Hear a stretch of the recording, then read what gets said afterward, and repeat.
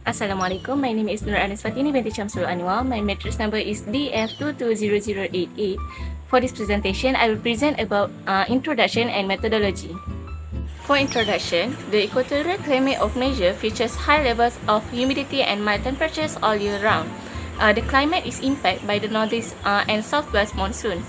The former, which happens between February and November, produce severe rain to Peninsular Malaysia, East Coast, as well as Sabah and Sarawak. Although rainfalls are typically smaller than during the northeast monsoons, rain-bearing winds frequently accompany the southwest monsoon from April to September. Convectional thunderstorms are also frequent during two intermonsoon transitional times. Data on water levels are gathered across a range of time depending on the intended usage. A variety of groundwater investigations take place over days, weeks, or months, and these measurements of the short-term water level are taken. Our team will gather data for this study over the course for a month, for 31 days. For instance, a test to establish the measurements required to map the elevation of the water table. The situations we utilize to collect our data are in Sungai Nerus at Kampung Bukit, Sekolah Kebangsaan Kampung Sungai Tong and Kampung Pelong. The problem statement to calculate the mean annual rainfall of the proposed catchment area, the peak flow of the proposed catchment location, the discharge of the river at the maximum water level, and the unit hydrograph. Planning and designing water control system often involve the use of hydrograph or specific elements of them, including peak rates. For the objective, the first one is to determine the mean annual rainfall in the selected catchment region. The second one to assess the maximum river discharge and peak flow at the chosen watershed location, and the last one to figure out and map the unit hydrograph for the potential catchment area. Our team visit the publicinfobanjir.water.gov.my page on the Department of Irrigation and Drainage website. We learn how to utilize this website to gather data for this project by using peta, to do research on the suggested place where we may view our map using a variety of map options on this website that are suitable for this project preference. By displaying a virtual globe, Google Earth is a geospatial software tool that enables users to research and gather geographic data. Important station data including terrain profiles, gradient slopes, and cross-sections were gathered using this application. Our selected location for the rainfall and water level station is Terengganu, where there are 3 rainfall stations, Sungai Nerus at Kampung Bukit, Sekolah Kebangsaan Sungai Tong and Kampung Pelong, and 1 water level station, Sungai Nerus at Kampung Bukit, are placed. Because of how regularly and intensely it rains in that region, we decided to conduct our research at the stations we did. Thus, the areas data collecting will get more effective. Assalamualaikum warahmatullahi wabarakatuh. My name is KHAIRI bin AZIZ. My matric number DF220111. So today I will present about rainfall data, and we choose 3 station. First, station Sungai Nerus at Kampung Bukit. Second, station Sekolah Kebangsaan Sungai Tong, and third, station Kampung Pelong. So we choose and we collect data from November 2022 until February 2023. For this, we choose the high rainfall data, so we get in December, 31 day in month. So you can load the higher rainfall data in the month.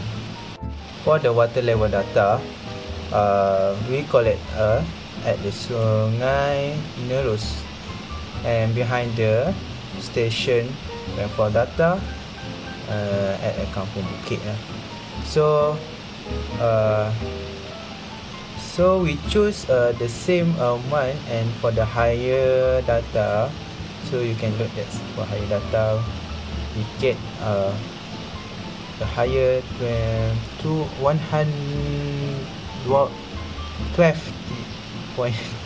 So the data in the higher data we get 12.111 millimeter, and the water level threshold is a level 1 level, just 1 level. Okay, for this calculation, mean area and arithmetic mean method. So for mean area, we collect 7 days for 7 days, and we calculate and we pass 7 days at the Sungai Nur station and station Kampung Sungai Tong, Sekolah Pusat Sungai Tong dan Kampung Pelong. So that is the data we get for the mean area. And for arithmetic mean method, we use this formula P equal to 1 per n multiply P1 plus P2 and P3 for 3 station. And for this we get for arithmetic mean method we get 329.14 milliliter. That's for me. Thank you. Assalamualaikum warahmatullahi wabarakatuh. My name is Muhammad Hazim D.RAHMAN. Matrix number DF220070. This is Thiessen polygon method. What is Thiessen polygon method? Thiessen polygon method is a method for determining the average precipitation or geographic significance of point rainfall readings. And this is the formula for Thiessen polygon method. P equal to A1 P1 plus A2 P2 plus A3 P3 divided by A1 plus A2 plus A3. And the right is the divided section for Thiessen polygon method. This is Thiessen polygon method table.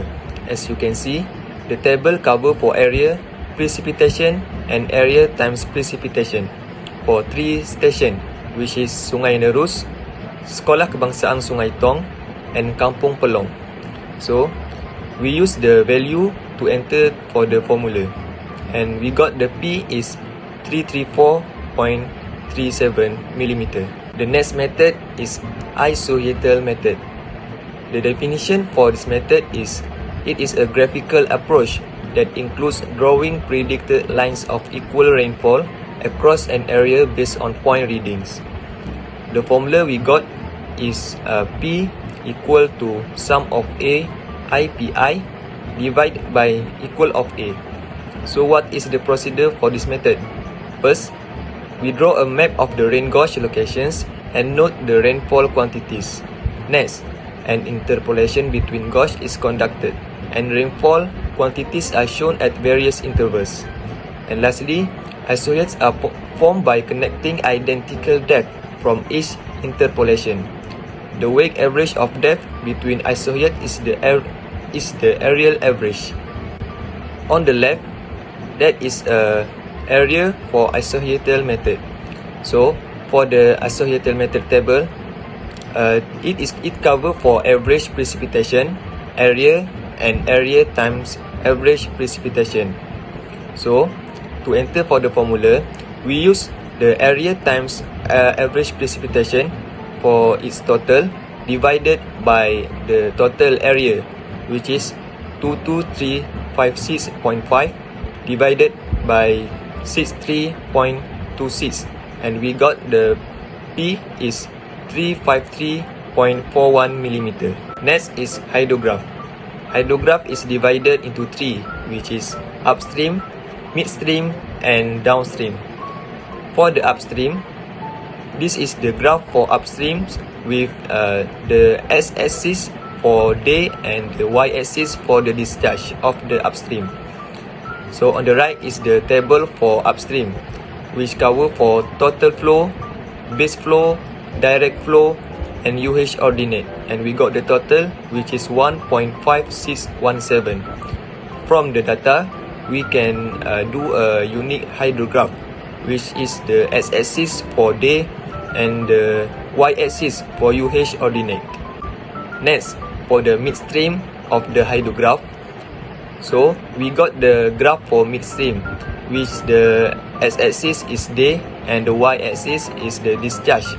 So from the table, we got the total for the direct flow is 2.1769, and we use the data from the table to make a unit hydrograph, which is the x-axis is a day and the y-axis is the UH ordinate. And then lastly, for the hydrograph method, which is the downstream. So for the downstream, we got the total flow, we got the base flow and the direct flow, and also the UH ordinate. So we need data for the total for direct flow to make the unit hydrograph for downstream. So this is the unit hydrograph for the downstream. Hello, my name is Emir and today I will be presenting rational method and cross-section method. First of all, rational method is we need to calculate the value of slope overland surface in percentage first. For us, we get 0.304%. Then we need to calculate the overland flow time TO, which we get 55.53 minutes. Next, we plot the value in the graph to get the value that will be used in the equation for the peak flow Q. In our project, we get 90666.67 meter cube per second. Next is the cross-section method. First of all, the information obtained for this method was computed based on the shape of the cross-section. All of the data can be get using the Google Earth Pro. It has trapezium, square and triangular shape data. Based on the nearest river cross-section, 1, 2 and 3 are depicted in the diagram which can be seen in the report. Same calculation for all cross-section to get its parameter. It is presumed that the river is laid in tall grass cover with meaning roughness coefficient and is 0.050 as can be seen in the figure 3.3 on your left. Okay, next for the cross-section method, all calculations were done by using all the gathered data. All the gathered data are tabulated in the table as you can see in the video. The equation used to determine discharge is many equation, which is our Q.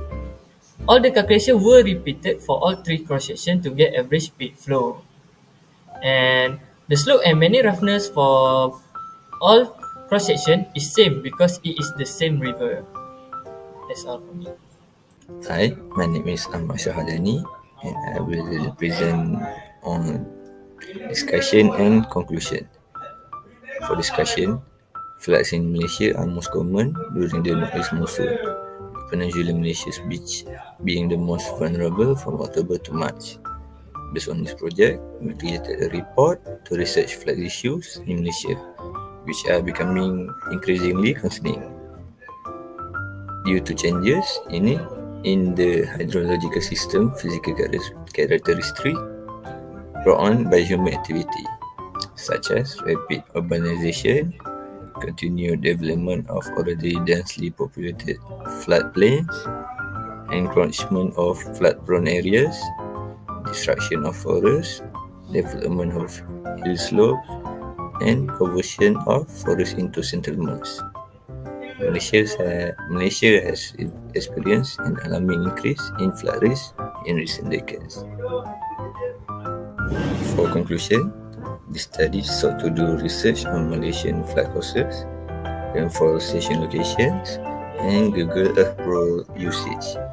With the help of this software, it is possible to acquire eye-in-the-sky pictures of the ground below, as well as gather and analyze geographic data for use in analysis, planning, and decision making.